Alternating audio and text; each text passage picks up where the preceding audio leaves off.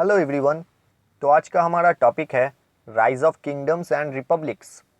ये topic Indian ancient history में आता है, जिसमें कि हम लोग जानेंगे पहले के टाइम में, एंशियंट टाइम में किंगडम्स जो थे किस तरीके से बने थे। तो चलिए शुरू करते हैं।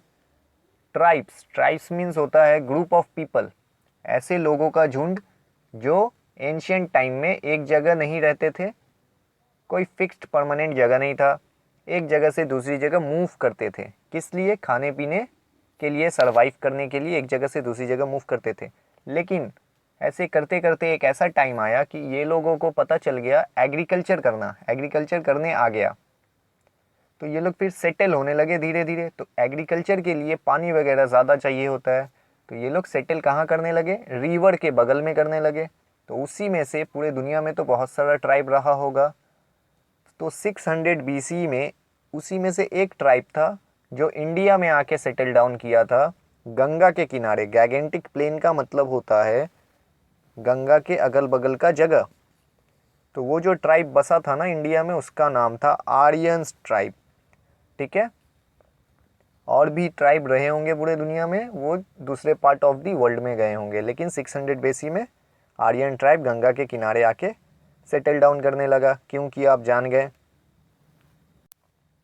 जब ये लोग सेटल होने लगे तो उसके बाद क्या किए, ये लोग अपने आप को ऑर्गेनाइज किए किंगडम्स एंड रिपब्लिक्स में। किंगडम्स मतलब होता है एक राजा रूल करेगा, रिपब्लिक्स मतलब होता है लोग मिलके एक बंदे को इलेक्ट करेंगे, चूज करेंगे और उसे बोलेंगे रूल करो। ठीक है। किस लिए किंगडम्स और रिपब्लिक्स बनाने लगे?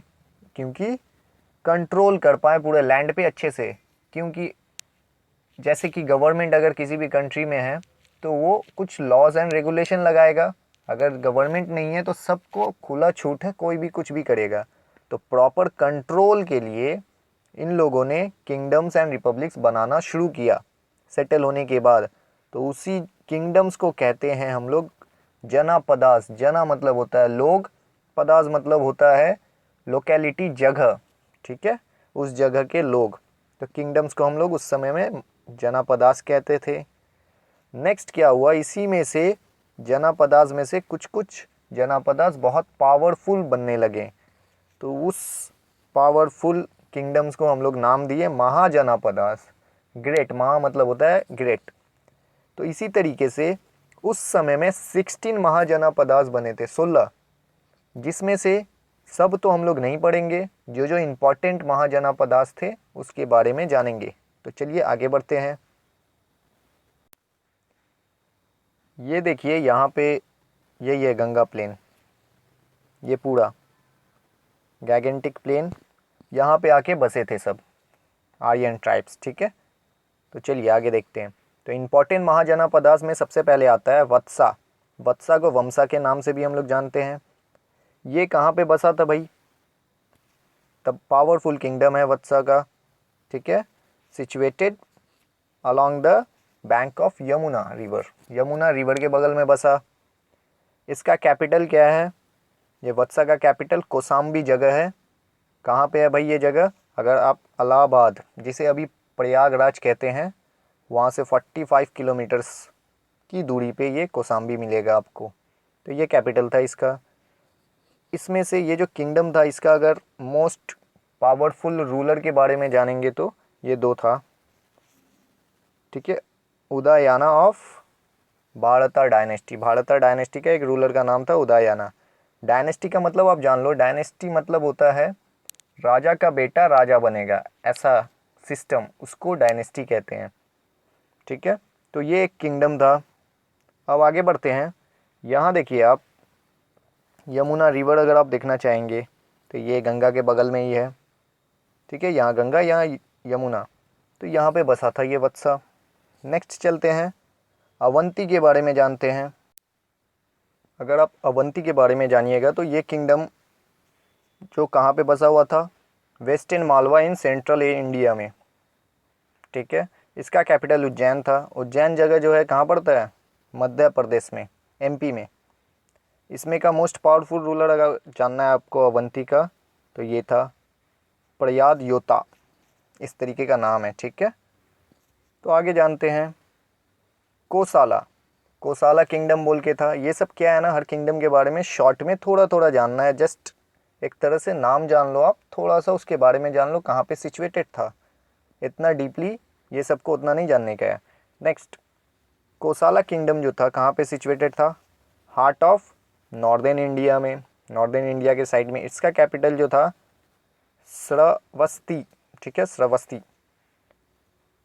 इसका जो पावरफुल किंगडम, ये तो पावरफुल किंगडम था ही, और ये क्या किया था, कौन कर किया था पावरफुल किंगडम, कौन भाई, काशी एंड सक्या बोल के किंगडम था। तो एक जनापदास जो है, महाजनापदास कैसे बनेगा अगर वो अपने एरिया को तो अच्छे से कंट्रोल कर रहा है और दूसरे के भी एरिया को जाके कब्जा कर लिया लड़के या किसी भी तरीके से, और उसको भी अगर अच्छे से कंट्रोल कर रहा है, इसी तरीके से अपना एरिया बढ़ाता रहेगा, तो उसे हम लोग महाजनापदास कहते हैं, ठीक है। तो ये जो कोसाला महाजनापदास था, किंगडम था, काशी एंड सक्या किंगडम को कैप्चर कर लिया था, एक तरह से जीत गया था, जो कि अभी का नेपाल, ये दोनों जगह आपको नेपाल में मिलेगा, अपने कंट्रोल में ले लिया था। तो इतना इम्पोर्टेंट था ये। Next, rise of Magadha, very important. Magadh, Magadh सुने होंगे बहुत, उसी को मगधा कहते हैं। तो क्या हुआ ना, कोसाला किंगडम हो गया, मगधा हो गया, काशी हो गया, ये सब जो है ना कॉन्स्टेंटली लड़ाई करते रहते थे ये सब किंगडम, क्योंकि ये सब महाजनापदास थे। तो एक अपने आप को और बढ़ाने के लिए एक दूसरे पर कब्जा करेंगे तो लड़ाई करते रहते थे। किस लिए भाई, गैगेंटिक प्लेन में कंट्रोल करने के लिए ज़्यादा से ज़्यादा। तो इसमें से लड़ झगड़ के एट द एंड में मगधा जो था वो सबसे स्ट्रॉन्गेस्ट निकला, कोसाला काशी ये सबको हरा दिया मगधा, ठीक है। मगधा में बिम्बिसारा बोल के रूलर था, ये सबसे मोस्ट पावरफुल था। ये बिम्बिसारा बहुत फेमस है, ठीक है। कब था भाई, सिरसा इतना है, ठीक है, 542 493 BC। ये सब डिक्रीजिंग ऑर्डर में चलता है, BCE AC। अगर इसके बारे में आपको कोई भी कन्फ्यूजन है तो आप आई बटन में जाके वीडियो को देख सकते हैं, आपका कन्फ्यूजन दूर हो जाएगा। ऐसे BCE का फुल फॉर्म होता है बिफोर क्राइस्ट एरा और बिफोर कॉमन एरा, दोनों में से कुछ भी। सिरसा मतलब होता है अप्रॉक्स, ठीक है, अप्रॉक्स, लगभग। यहाँ से हिस्ट्री में क्या होता है ना, अगर एग्जैक्ट डेट वगैरह नहीं पता होता है तो सिरसा हम लोग लिखते हैं अप्रॉक्स, यहाँ से यहाँ। तो बिम्बिसारा थे मगधा किंगडम के मोस्ट पावरफुल रूलर। आगे बढ़ते हैं, नेक्स्ट जानते हैं factor that help the growth of Magadha. Magadha जो जीत गया, अब इसके ग्रोथ में भी कौन कौन फैक्टर इसको हेल्प किया वो जान लेते हैं। क्या था भाई, मगधा जो है कंट्रोल करता था important river port of Champa. Champa river के बगल का जो कुछ भी था, पोर्ट कह सकते हो, जहाज वगैरह आने की जगह, उसको कंट्रोल करता था।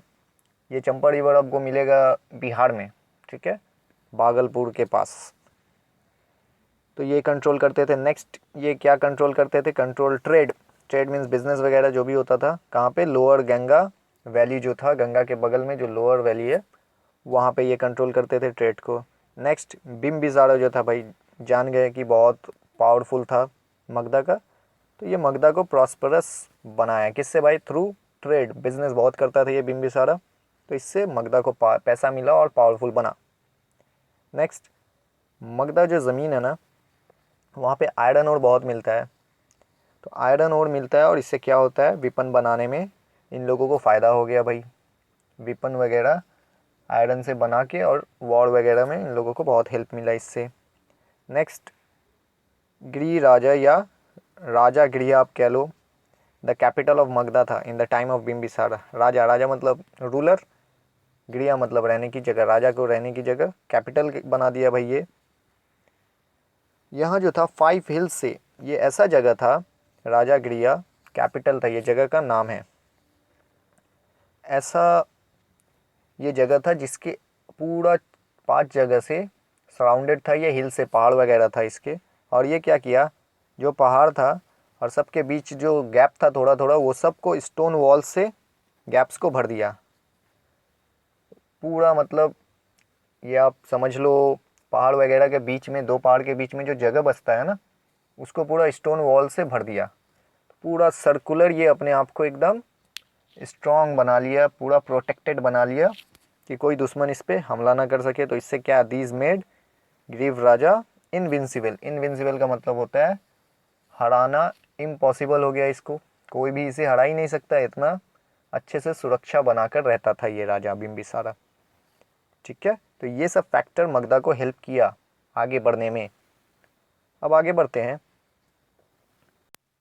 अब जानते हैं अजाता शत्रु कौन था भाई। ये जो था बिम्बिसारा का बेटा था। इसने क्या किया, बिम्बिसारा को ही मार दिया। तो कहते हैं ना, मतलब अपने दुश्मन से तो ये पूरा हिल्स के चारों तरफ स्टोन बना के बचा हुआ था बिम्बिसारा दिमाग से, लेकिन इसका खुद का बेटा अजाता शत्रु, नाम भी शत्रु है, अपने फादर का ही बन गया ये शत्रु। तो इसने मर्डर कर दिया अपने बिम्बिसारा फादर का। फिर ये रूल किया यहाँ से लेके यहाँ तक, 493 से लेके 461 तक रूल किया ये। तो इसके फादर जो थे ग्रीवा राजा को बनाकर थे कैपिटल, ये क्या किया, पतालीपुत्रा, उस समय में पटालीपुत्रा कहते थे, उसे कैपिटल बना लिया, जो आज के डेट में पटना जिसे कहते हैं हम लोग, पटना, उसे पहले पतालीपुत्रा कहते थे, उसे ये कैपिटल बना लिया। फिर ये क्या किया, एनेक्स्ट मतलब कब्जा किया कोसाला। कोसाला आपको मिलेगा आज के डेट में उत्तर प्रदेश में, सेंट्रल उत्तर प्रदेश में ये जगह मिल जाएगा। नेक्स्ट वाजी बोल के जगह था बिहार में, इसको भी कैप्चर कर लिया। फिर ये इतना बीसी में मर गया, 461 बीसी में मर गया। और उसके बाद क्या हुआ, ये किंगडम जो है धीरे धीरे कमज़ोर होने लगा। ठीक है, आगे बढ़ते हैं। तो अब जानते हैं नंदा डायनेस्टी के बारे में। ठीक है, अजातशत्रु जो था वो जाने मगधा को कहाँ कहाँ पहुँचा पाया। मगधा जगह का नाम है, ठीक है, बिहार में पड़ता है। तो उसे बहुत बुलंदी तक पहुँचाया। उसके बाद जब मर गया तो वो धीरे धीरे वो मगधा टूटने लगा। तो शिशु नागा डायनेस्टी जो था आके उसे कैप्चर कर लिया। डायनेस्टी मतलब आपको बताएं हैं, बाप के बाद बेटा बनता है राजा, फिर उसका बेटा बनेगा, तो इसको कहते हैं, इस ऐसे सिस्टम को डायनेस्टी कहते हैं। तो शिशु नागा डायनेस्टी को मगधा कैप्चर किया। मगधा को शिशु नागा डायनेस्टी कैप्चर कर लिया। देन क्या हुआ ना, under the leadership of Mahapadma Nanda, ये आकर शिशु नागा डायनेस्टी को हरा दिया, और हराने के बाद कैप्चर कर लिया मगधा को। कब, 343 बीसी में कैप्चर करके वहाँ नंदा डायनेस्टी बना दिया मगधा में। ठीक है, ये जो नंदा डायनेस्टी था बहुत लंबा रूल किया, 343 से लेके 321 बीसी तक रूल किया, और मगधा जो अपना इम्पोर्टेंस खो दिया था, प्रोमिनेंस मतलब आप समझ लो इम्पोर्टेंस, और बहुत जो बुलंदी पे था उसे ये वापस लाया। फिर से मगधा बहुत हाई पहुंचा, पावरफुल किंगडम बना। ठीक है, ये जो नंदा डायनेस्टी का लास्ट रूलर अगर आप जानेंगे तो धनानंदा बोल के था। ये क्या किया, बहुत सारा हेवी टैक्सेस वहाँ के लोगों को, मगधा के लोगों पर डाल दिया, बहुत टैक्सेस लेता था, बहुत ज़्यादा। तो इससे क्या हुआ, वहाँ के लोग खुश नहीं थे और लोग इसे भला बुरा कहते थे। तो इसी का एडवांटेज उठाकर चंद्रगुप्ता मौर्य जो था, ठीक है, चंद्रगुप्ता मौर्य जो हमारे थे, ये नंदा डायनेस्टी को, नंदाज लोगों को हराकर और मगध के रूलर बन गए। चंद्रगुप्ता मौर्य बहुत जानते हैं उनके बारे में। तो इस तरीके से, तो आगे चलते हैं, आगे जानते हैं। अब जानते हैं the invasion of Alexander the great. Invasion का मतलब होता है घुसना। अलेक्जेंडर जब घुसा इंडिया में, लेकिन इंडिया को तो कैप्चर कर नहीं पाया अलेक्जेंडर। अलेक्जेंडर को सिकंदर भी कहते हैं, सिकंदर जो सुनते हैं ना हम लोग हिंदी में, उस तरीके से। तो कैप्चर कर नहीं पाया, लेकिन जब इंडिया में ढुका, इसी का बहुत ज़्यादा इंपॉर्टेंस है। ढुक गया तो इंपॉर्टेंस है, सोचो कैप्चर करता तो फिर कितना इंपॉर्टेंस होता है इसका। तो अलेक्जेंडर के बारे में थोड़ा जानते हैं। ये फेमस कॉन्करर, कॉन्करर मतलब कब्ज़ा वगैरह करता था सबको, लड़ाई झगड़ा करके, पहले के ज़माने में यही चलता था। मैसेडोनिया बोल के जगह था, वहाँ का ये रूलर था। मैसेडोनिया कहाँ पे जगह है भाई, था नहीं है, अभी अभी इसे जाना जाता है रिपब्लिक नॉर्थ ऑफ मैसेडोनिया। ये आपको मिलेगा यूरोप कॉन्टिनेंट में, यूरोप के कौन से देश में, ग्रीस में मिलेगा। ठीक है, तो ये one of the world's greatest generals में इसको गिना जाता है। बहुत अच्छा रूलर था, बहुत अच्छा लड़ाई करता था। ये कहाँ कहाँ कैप्चर किया देखिए, पर्शिया को कैप्चर किया। पर्शिया को अभी हम लोग ईरान के नाम से जानते हैं, पर्शिया को कैप्चर करते हुए अफ़गानिस्तान को कर लिया। अफ़गानिस्तान को करते हुए ऊपर से नॉर्थ की तरफ से इंडिया में पहुंच गया, 326 BC में पहुंच गया। उस समय में क्या था ना, धनानंदा जो था यहाँ का मगधा का किंग था। उस समय मगधा बहुत मोस्ट पावरफुल रीजन बना हुआ था, किंगडम बना हुआ था। तो उस समय पहुंचा। क्यों पहुंचा? अलेक्जेंडर को यहाँ इंडिया में क्यों ढुकना था? पर्शिया को जीत गया, अफ़गानिस्तान को जीत गया, अब इंडिया में ढुक गया। क्यों ढुका इंडिया में? क्योंकि अलेक्जेंडर जो था इंडिया को कॉन्कर करना चाहता था। कॉन्कर मतलब कब्ज़ा, जीतना चाहता था। क्यों भाई? क्योंकि इसके बारे रिचेज इंडिया में बहुत रिचनेस है, मतलब हर चीज़ का, नेचुरल रिसोर्सेज, ये लैंड, एवरीथिंग यहाँ बहुत अच्छा से है। कैसे पता इसे? हीरोडक्टस बोलकर ये सब ग्रीक फिलोसोफर वगैरह था, ठीक है। हीरोडक्टस, वैसे हीरोडक्टस को फादर ऑफ हिस्ट्री कहते हैं।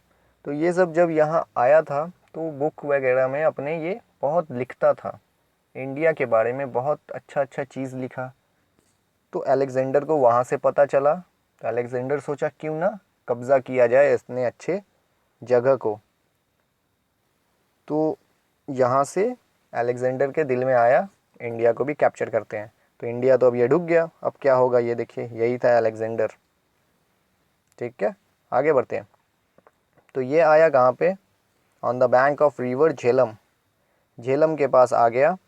और इसकी आर्मी जो थी क्लैश किससे लड़ा भाई?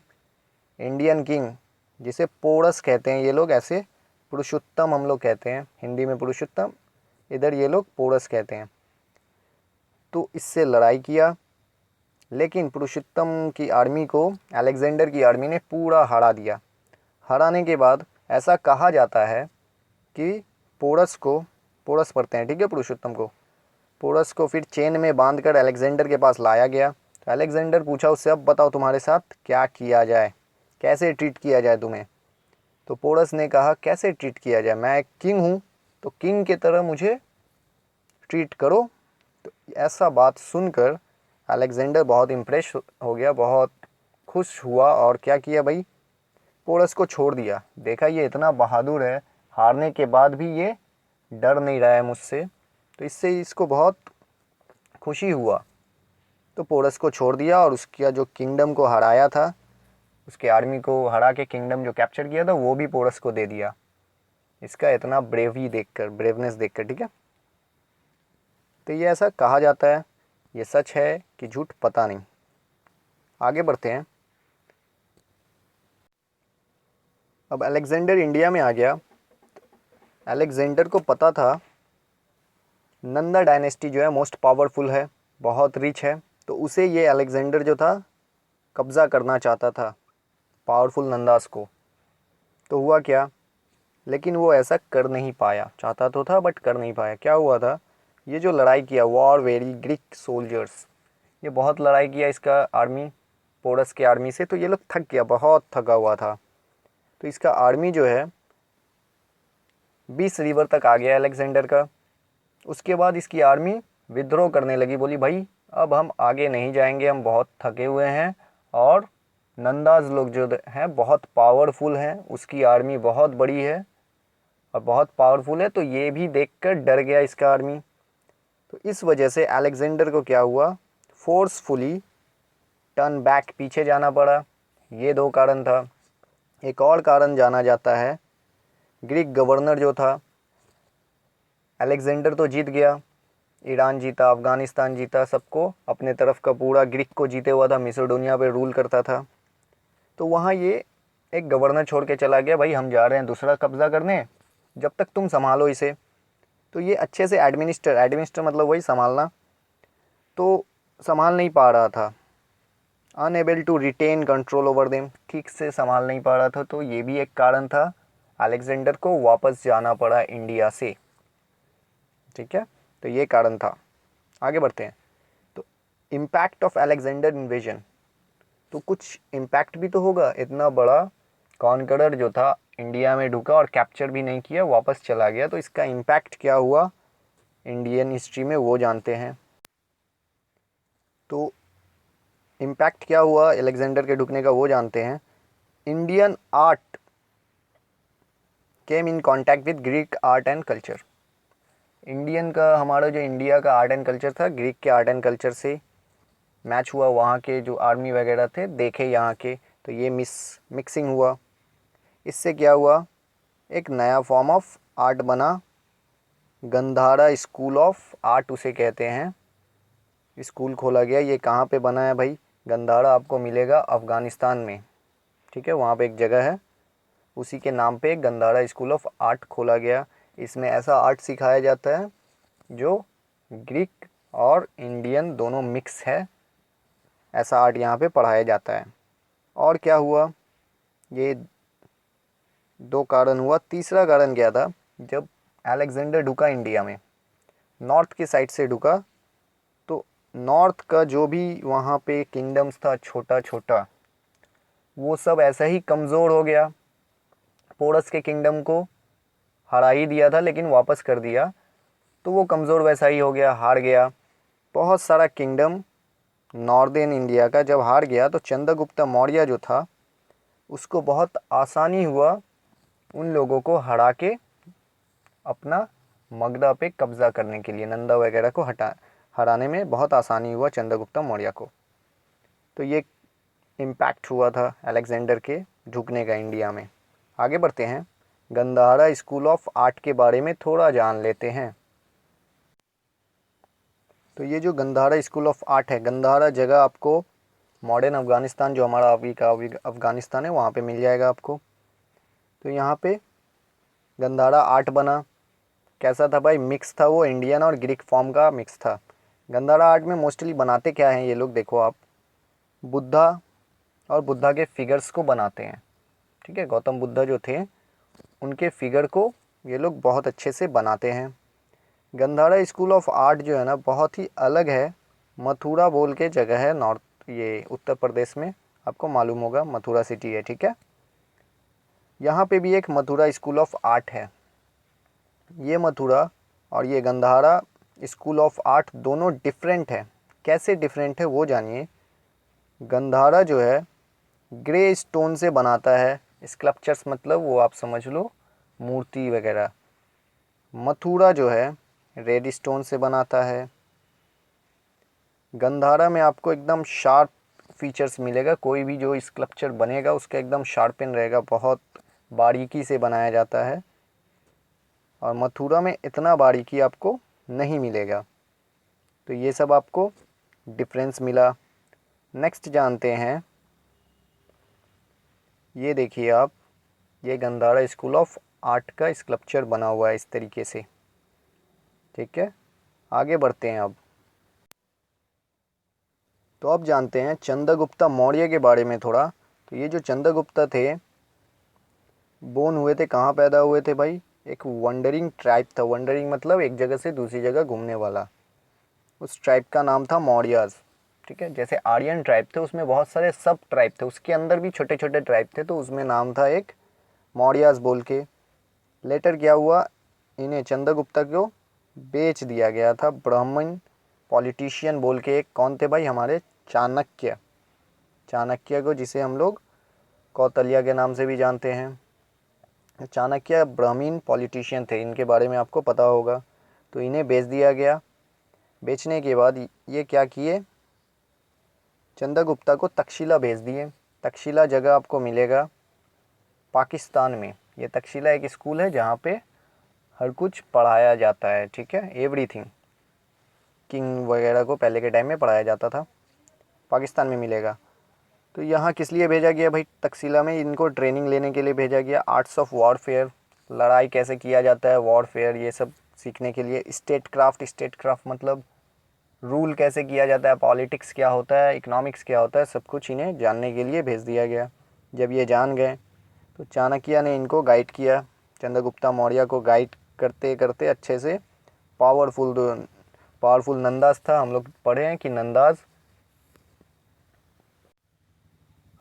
कि नंदास कैसे धीरे धीरे कमज़ोर हो रहा था। तो चाणक्य के गाइडेंस में नंदास को हराकर वहाँ पे चंद्रगुप्त मौर्य मौर्यन डायनेस्टी मगधा में बना लिए। मौर्यन एम्पायर भी कहते हैं, ठीक है। तो बड़ा सा एम्पायर बना लिए। ये मौर्यन एम्पायर बहुत इंपॉर्टेंट है, इसके बारे में नेक्स्ट क्लास में पढ़ेंगे हम लोग। आगे बढ़ते हैं, ये थोड़ा जान लेते हैं। अब ये थोड़ा जानते हैं, बैसेफिलस बोल के एक घोड़ा था, ठीक है। वो घोड़ा कौन था पता है? अलेक्जेंडर का सबसे फेवरेट घोड़ा था। तो ये जो बैसेफिलस जो था, फेवरेट हॉर्स ऑफ अलेक्जेंडर, एक स्टोरी है, platters life of Alexander book है, उसमें आप जानोगे प्लेटर्स एक ग्रीक फिलोसोफर था, ठीक है। ये बताया है ये स्टोरी को, क्या बताया भाई? बैसेफिलस जो था एक मैजेस्टिक मतलब बहुत बड़ा वाइल्ड हॉर्स था, जंगली हॉर्स था, जिसको कोई भी नो वन कुड टेम मतलब उसको पकड़ के बांध सके। एक दिन था क्या, उसके फादर्स के जो सोल्जर्स थे, उसके फादर किंग थे मैसिडोनिया के, ठीक है, अलेक्जेंडर के।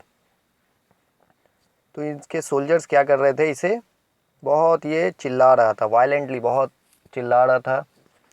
तो इसके सोल्जर्स इसको पकड़ के बांध रहे थे, तो बांध नहीं पा रहे थे। तो अलेक्जेंडर आया, छोटा ही था, तो अपने फादर को बोला मुझे एक चांस दीजिए, मैं इसको बांधूंगा। तो इसके फादर बोले जाओ देखो।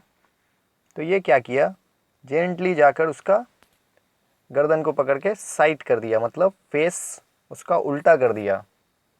क्यों? क्योंकि सन था उस समय, सन के रिफ्लेक्शन से उसका क्या हो रहा था, शैडो बन रहा था हॉर्स का, और वो हॉर्स अपना ही शैडो देखकर डर रहा था, इस वजह से चिल्ला रहा था।